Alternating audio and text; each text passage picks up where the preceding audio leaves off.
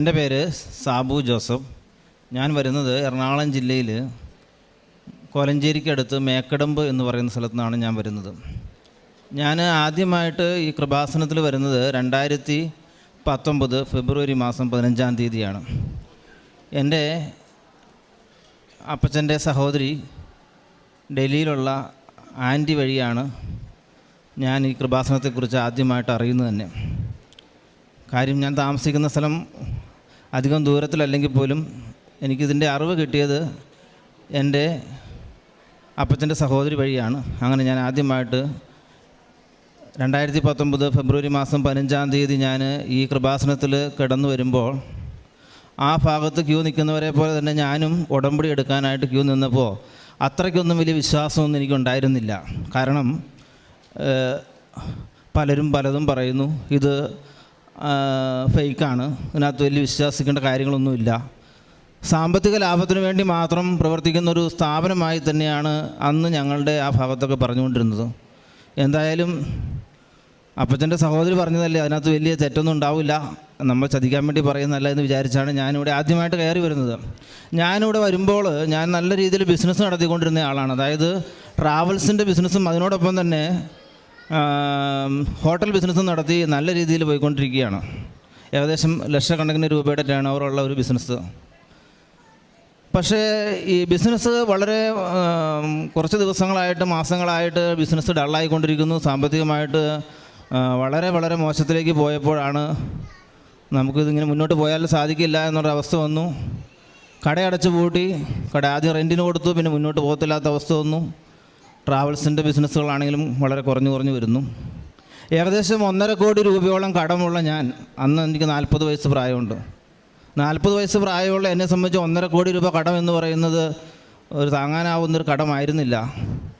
പക്ഷെ അതിനുള്ള അസറ്റുണ്ട്, ഒന്നും ബിസിനസ്സുകളൊന്നും നടക്കുന്നില്ല. അങ്ങനെ വളരെ ബുദ്ധിമുട്ടിൽ മാസം 1 ലക്ഷത്തിൽ പരം 1,20,000 രൂപയോളം സ്റ്റാഫിന് ശമ്പളം കൊടുത്തുകൊണ്ടിരുന്ന എനിക്ക് കട നിർത്തി കഴിഞ്ഞപ്പോൾ ഒരു 1000 രൂപ പോലും കയ്യിലെടുക്കാനില്ലാത്തൊരു സാഹചര്യത്തിൽ വളരെ ദയനീയമായ അവസ്ഥയിൽ ഞാൻ മുന്നോട്ട് നീങ്ങുകയാണ്.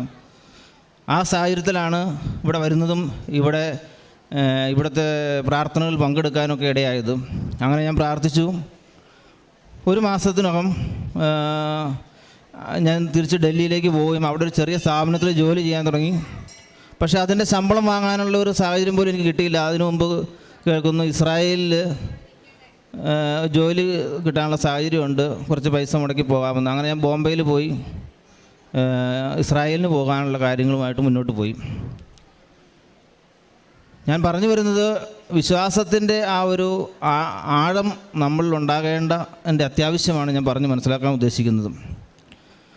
അങ്ങനെ ഇസ്രായേലിലേക്കുള്ള ഇൻ്റർവ്യൂ നാളെയാണെങ്കിൽ, അതായത് ഞാനിപ്പോൾ ഓർക്കും സെപ്റ്റംബർ മാസം 9-ാം തീയതിയാണ് ഇൻ്റർവ്യൂ. 2019 സെപ്റ്റംബർ മാസം 9-ാം തീയതി ഇൻ്റർവ്യൂവിന് പോകുന്നതിൻ്റെ തലേദിവസം രാത്രി ഞാൻ സാക്ഷ്യം എഴുതി വെച്ചു. ഞാൻ ഇൻ്റർവ്യൂ പാസ്സായി നാളെ ഞാൻ ബോംബെയിൽ നിന്ന് കൊച്ചിയിൽ വന്ന് ഇവിടെ സാക്ഷ്യം പറയുമെന്ന് ഞാൻ എഴുതി വെച്ചു. ഇൻ്റർവ്യൂവിന് ആദ്യത്തെ ലിസ്റ്റിൽ തന്നെ എൻ്റെ പേര് വന്നു. ഞാൻ ഇൻ്റർവ്യൂ പാസ്സായി.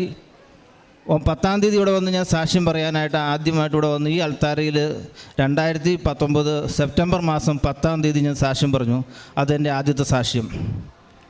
അതിനുശേഷം ഞാനങ്ങനെ ഇതിൻ്റെ ഇടയ്ക്ക് അച്ഛനെ കാണാനായിട്ട് വന്ന് പോകുന്നതിന് മുമ്പായിട്ട്, അത് ഞാൻ പറയാൻ വിട്ടുപോയി, ഈ ഇൻ്റർവ്യൂവിന് മുന്നമായിട്ട് ജോസഫ് അച്ഛനെ കാണാനായിട്ട് ഞാനും എൻ്റെ വൈഫും കൂടി ഇവിടെ വന്നു. അപ്പോൾ ജോസഫ് അച്ഛൻ പറഞ്ഞു, വൈഫിൻ്റെ നേരെ നോക്കിയിട്ട് പറഞ്ഞു, നിങ്ങൾ പോയി വാ, നിങ്ങളുടെ കാര്യമെല്ലാം ശരിയാവും എന്ന് പറഞ്ഞു. അപ്പോൾ ഞാൻ പറഞ്ഞു, അച്ഛൻ ഞാനാണ് ഇസ്രായേലിന് പോകാൻ നിൽക്കുന്നത് എന്ന് പറഞ്ഞു. അപ്പോൾ അച്ഛൻ പറഞ്ഞു, കുഴപ്പമില്ല, നിങ്ങൾ എല്ലാവരും പോയിക്കോ എന്ന് പറഞ്ഞു. പക്ഷേ അത് അച്ഛൻ്റെ ഒരു ദീർഘവീക്ഷണമായിരിക്കാം. ഈ മാസം 18-ാം തീയതി ഞാനും എൻ്റെ വൈഫും കൂടി UK പോവുകയാണ്, എൻ്റെ കുട്ടികളും. അപ്പം അങ്ങനെ വളരെ വിശ്വാസത്തോടെ ഞാൻ എഴുതി വെച്ച ഒരു സാക്ഷ്യമാണ് പിറ്റേ ദിവസം 10-ാം തീയതി ഞാനിവിടെ പറഞ്ഞത്. അതുപോലെ തന്നെ ഞാൻ അങ്ങനെ പോയി ഇസ്രായേലിൽ പോയി കുറേ കാലം അവിടെ ജോലി ചെയ്തു.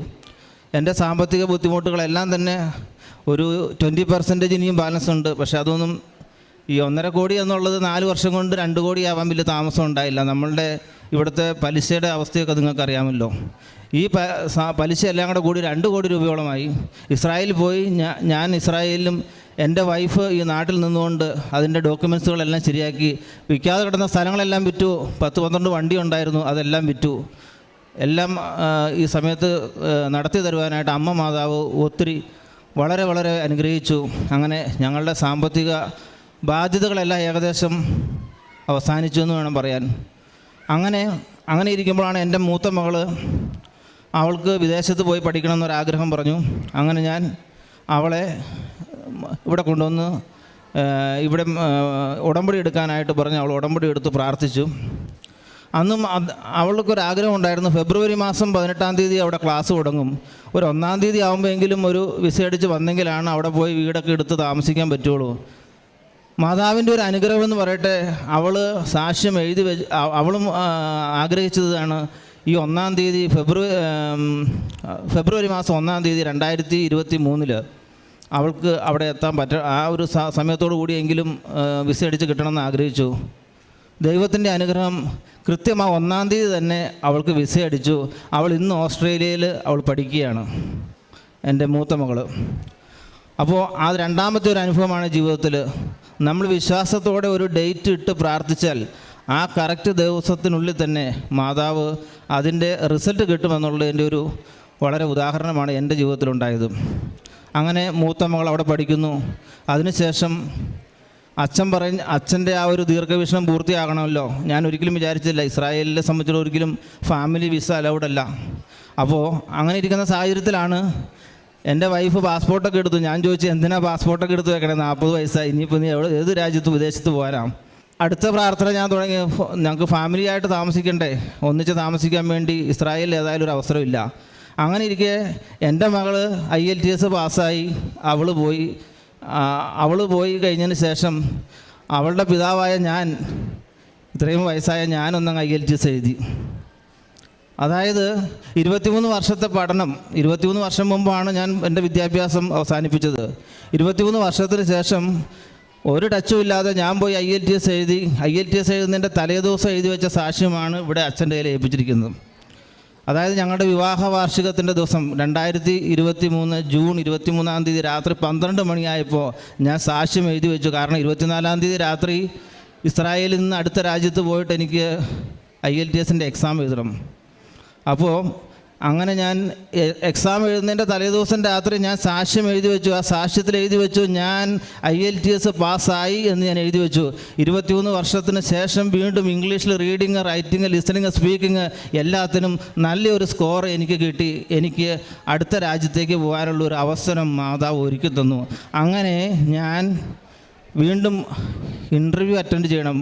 IELTS പഠിച്ച് പാസ്സായാൽ മാത്രം അങ്ങനെ വിദേശത്തേക്ക് പോകാൻ പറ്റുകയില്ലല്ലോ.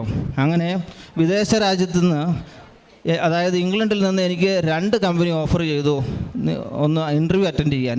2 ഇൻ്റർവ്യൂ അറ്റൻഡ് ചെയ്തു. 2 ഇൻ്റർവ്യൂവിലും പാസ്സായി. എൻ്റെ കഴിവോ എൻ്റെ മിടുക്കോ എന്ന് സമർത്ഥിക്കാൻ വേണ്ടിയല്ല ഞാൻ ഈ അൾത്താരയിൽ നിന്ന് ഇവിടെ നിന്ന് പ്രസംഗിക്കുന്നത്. ഇത് എൻ്റെ ദൈവമാതാവിൻ്റെ വലിയൊരു അനുഗ്രഹം കൊണ്ട് മാത്രം, ഞങ്ങളുടെ കുടുംബത്തിൻ്റെ വിശ്വാസത്തോടെയുള്ള പ്രാർത്ഥന കൊണ്ട് മാത്രം നേടിയെടുത്ത ഒരു കാര്യമാണ് എന്നുള്ളത് നിങ്ങളുടെ അറിവിലേക്ക്, നിങ്ങളുടെ മനസ്സിലേക്ക് ആ വിശ്വാസത്തിൻ്റെ തീക്ഷ്ണത നിങ്ങളിലേക്ക് നിറയ്ക്കാൻ വേണ്ടിയാണ് ഞാനിത് പറയുന്നത്. അങ്ങനെ ഈ പറഞ്ഞ ഡേറ്റിൽ തന്നെ 23-ാം തീയതി ജൂൺ 23-ാം തീയതി സാക്ഷ്യം എഴുതി വെച്ചു. 24-ാം തീയതി പോയി ഞാൻ എക്സാം എഴുതി. ഇസ്രായേലിൽ നിന്ന് അടുത്ത രാജ്യത്താണ് സെൻട്രൽ, ഇസ്രായേലിൽ സെൻറ്ററില്ല. അങ്ങനെ അടുത്ത രാജ്യത്ത് പോയി ഞാൻ എക്സാം എഴുതി. പാലസ്തീനിൽ പോയി എക്സാം എഴുതി. എക്സാമിൻ്റെ റിസൾട്ട് വന്നു, ഞാൻ പാസ്സായി. IELTSൻ്റെ എല്ലാ മോഡ്യൂളും ഒറ്റ എഴുത്തിൽ തന്നെ പാസ്സാവുക എന്ന് പറഞ്ഞാൽ അത്ര എളുപ്പമല്ല. കാരണം ഈ 23 വർഷത്തെ ഒരു ഗ്യാപ്പ് ഉള്ളതുകൊണ്ട്. അല്ലാത്ത പുതിയ കുട്ടികൾ ഇപ്പോൾ പഠിച്ചിറങ്ങുന്ന കുട്ടികളെ സംബന്ധിച്ച് ഒരു ബുദ്ധിമുട്ടുള്ള കാര്യമല്ല. അങ്ങനെ ഞാനത് പഠിച്ചിറങ്ങി, പാസ്സായി. ഞാൻ ഇൻ്റർവ്യൂവിന് അറ്റൻഡ് ചെയ്തു. 2 ഇൻ്റർവ്യൂവും പാസ്സായി. അപ്പോഴും എൻ്റെ വൈഫിനൊരാഗ്രഹം ഉണ്ടായിരുന്നു, ഈ മാതാവിൻ്റെ ദിവസം, മാതാവ് ഈ അൾത്താരയിൽ പ്രത്യക്ഷപ്പെട്ട ഡിസംബർ 7-ാം തീയതിക്കുള്ളിലെങ്കിലും ഈ ഞങ്ങളുടെ ഡോക്യുമെൻറ്റ്സ് ഒന്ന് മൂവ് ആവണം എന്നൊരാഗ്രഹം ഉണ്ടായിരുന്നു എൻ്റെ വൈഫിന്. അവളതങ്ങനെ വെച്ച് പ്രാർത്ഥിച്ചു. പക്ഷേ ഈ 7-ാം തീയതിക്കുള്ളിൽ, ഡിസംബർ 7-ാം തീയതിക്കുള്ളിൽ തന്നെ എൻ്റെ വിസ അടിച്ചു. ഞാൻ ഡിസംബർ 21-ാം തീയതി, അതായത് 3-4 മാസം മുന്നേ തന്നെ ഞാൻ അങ്ങനെ ഇംഗ്ലണ്ടിലെത്തി. അതിനുള്ള ആദ്യപടിയായി ഞാൻ അവിടെ എത്തി. ഇപ്പം 3 മാസം കഴിഞ്ഞു. ഞാൻ ഈ മാസം 18-ാം തീയതി ഞാനും എൻ്റെ ഭാര്യയും മക്കളുമായിട്ട് ഞങ്ങൾ ഇംഗ്ലണ്ടിലേക്ക് പോവുകയാണ്. അപ്പോൾ ആ ഒരു സാക്ഷ്യം ഇവിടെ വന്ന് പറഞ്ഞിട്ട് ഇവിടെ സാക്ഷ്യം എഴുതി വെച്ചു. ആ സാക്ഷ്യം എഴുതി വെച്ചത് ഇന്നല്ല. ഈ സാക്ഷ്യം ഞാൻ എഴുതിയത് ജൂൺ മാസം 23-ാം തീയതി എഴുതി വെച്ച സാക്ഷ്യമാണ്. ഇവിടെ വന്ന് സാക്ഷ്യം പറഞ്ഞിട്ട് പോവുക എന്നുള്ള ഉദ്ദേശത്തോടെ.